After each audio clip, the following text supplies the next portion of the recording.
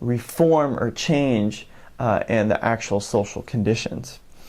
So in the first row, what do we have? Well, controlled churches. Yes, I put a plus sign there. That means yes, churches were controlled. Was there alienation in terms of the labor situation? There definitely was. Mills were a dangerous, darkened, loud, dust-infested place to work.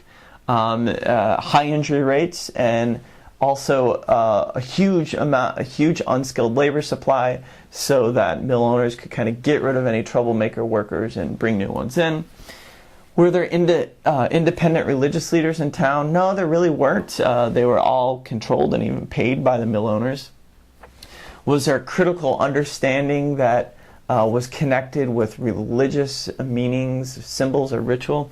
No, Pope gives no evidence that that developed at all. And so the outcome, I asked, was there any possibility for social change or strikes or pressure to shift the economic basis of the system? Nope, not in the case of Milltown. If you want a good example from recent Hollywood about what Milltown might have looked like, think of the movie There Will Be Blood. Terrific movie, Daniel Day-Lewis.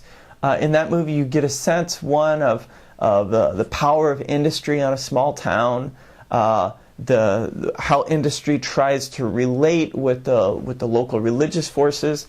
Those religious forces were autonomous before Daniel Day-Lewis came into town with all his oil drilling buddies. But then basically, because Daniel Day-Lewis took over the economy of the town, he had much greater kind of pull in what happened inside the church and what the church's role was in determining the social conditions of the town. And if you watch the whole movie, there's really some haunting interactions between the religious leader and Daniel Day-Lewis himself that ends in a way that really does justice to the title of the movie, There Will Be Blood. So Billings, what does he find in Colville? Well, Billings finds some very similar conditions. The churches are controlled; they're basically owned by the coal operators, and that the clergy in those churches were paid by them. He finds labor alienation. In other words, coal mines were horrific, incredibly dangerous places to work. And there was still a huge unskilled labor population to draw from in case you need to fire troublemakers, miners. But Billings find that there was this kind of small group of independent religious leaders. These were what he calls coal miner preachers. Coal miners who, of their own time and of their own will, had basically picked up religious ideas, had begun preaching, maybe held church out of their homes, or built some very small kind of shanty churches that were completely independent from the ones that were controlled by the coal mine owners. And then finally he finds that these independent religious leaders began to develop a critical understanding about the local situation. And it was an understanding that connected with religious songs and it connected with religious ideas, such that these religious leaders got away from very kind of spiritual, evangelical, individualistic thinking and became more of kind of a social consciousness that connected with the injustice that they saw all around them. And lo and behold, what Billings finds is that in the situation of Colville, the outcome is very different. In Colville, you have strikes, you have successful organizing of a union, and at the end of the day, you actually have some fundamental economic and social change there. So what are the implications of this puzzle that we found? Well, if you remember early in the course, we read Karl Marx and his theory about how religion it has a very conservative effect in terms of that it legitimates the ongoing social and economic relations of the local community. It operates as ideology, which kind of pulls people away from their actual true social and economic concerns and kind of brings them into this realm of spirituality. What these two situations, these two studies show is that can be true. In the case of Millville, it definitely seems like that was true. Then that was the case. It's kind of Marxist reading of what religion does.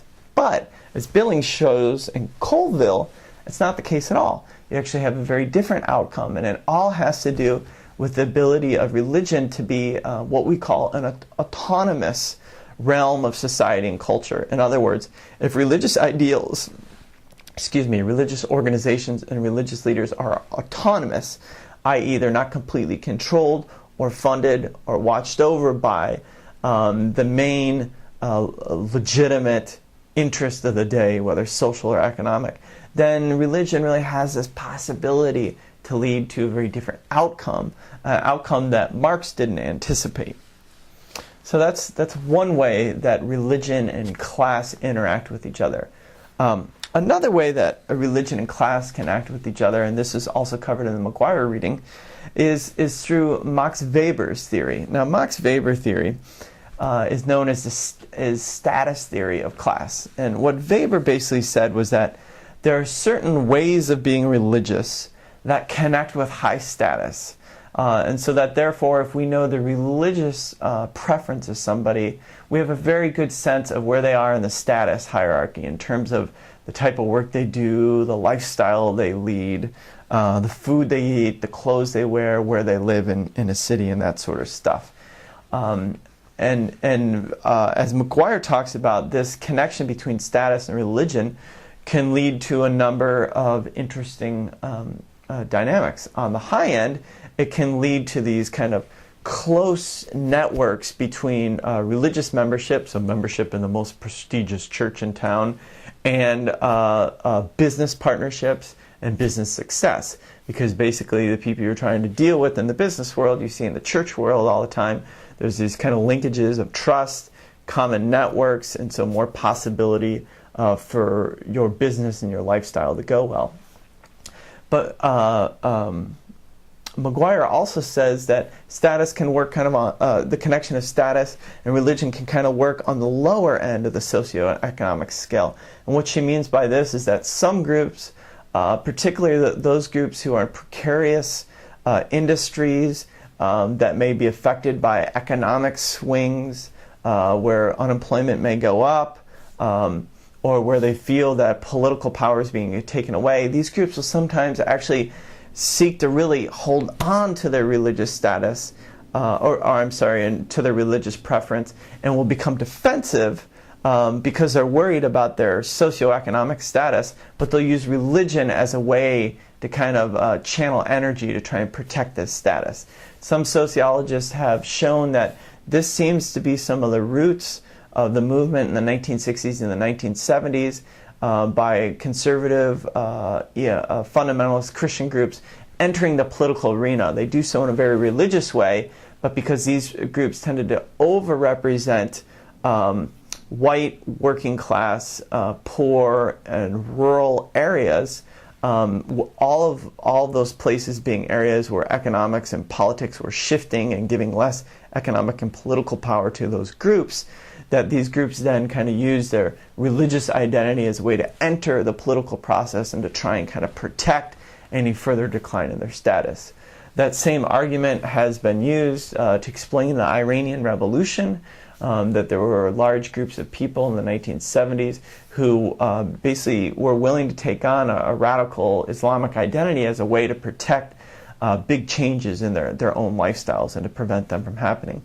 And if you can even remember, there were some claims earlier in this election cycle about voters in Pennsylvania possibly clinging to religion. Well, that might be true in some ways. I hope in this class, though, I've sensitized you to the ways that that's not true. But if we're looking at it at the situation in terms of kind of a class-religion link-up, then it could